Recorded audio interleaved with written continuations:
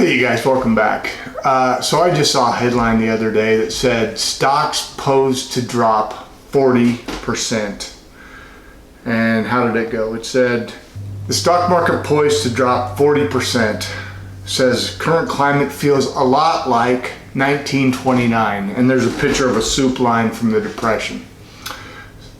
And this is from a famous guy, predicted it, called Gary Shilling. He apparently predicted the housing bubble in 2008. So he's a pretty famous stock predictor.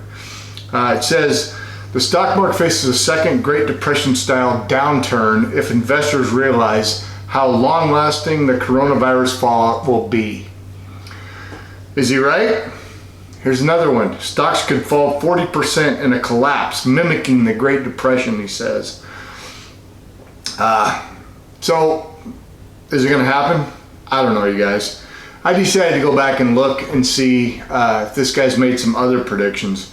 And it sounds like because he's a famous guy, he's made several. Here's one from 2019. It says, Gary Shilling sees a 66% chance of recession in 2019. I think we returned almost 30% in the S&P 500 that year. What about 2018? Gary Shilling, recession is probably shaping up. And that's from October of 2018. Let's go back to 2017. Gary Shilling, stocks are expensive and a shock could send them plunging. So I decided to take a look at the S&P 500 chart and see what would have happened if I had gotten out in 2017 when the stocks were threatening to plunge in this big shock. So if we take a look at the chart here, you guys, you see that on July 14th, 3 years ago in 2017, it was 2459 was the S&P 500. And today we're at 3167 currently. So that means if I had pulled out of stocks when he said they were going to plunge, I would be down. I would have missed out on 22%. Now, that takes into account the fact that we lost 40% earlier this year and have rebounded. So there's something to think about. Would have been substantial. What's going to happen with the coronavirus? I don't know, you guys. Is the stock market overpriced? Probably. Is it going to crash? Maybe. Nobody knows. This guy is a professional who is a market expert, and he was wrong 3 years in a row. So maybe he's going to be right this year.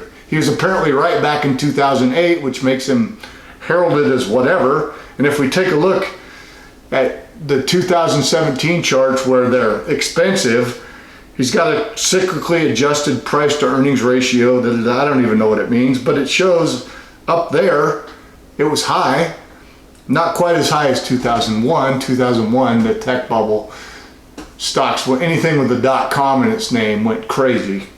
But you could see it was up to about 30. Where are we at now? About the same. So could he be right?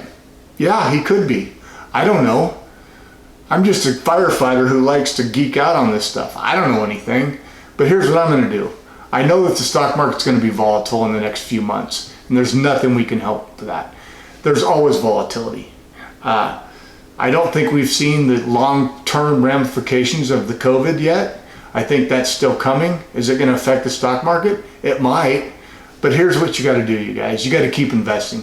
Just keep putting in month after month after month.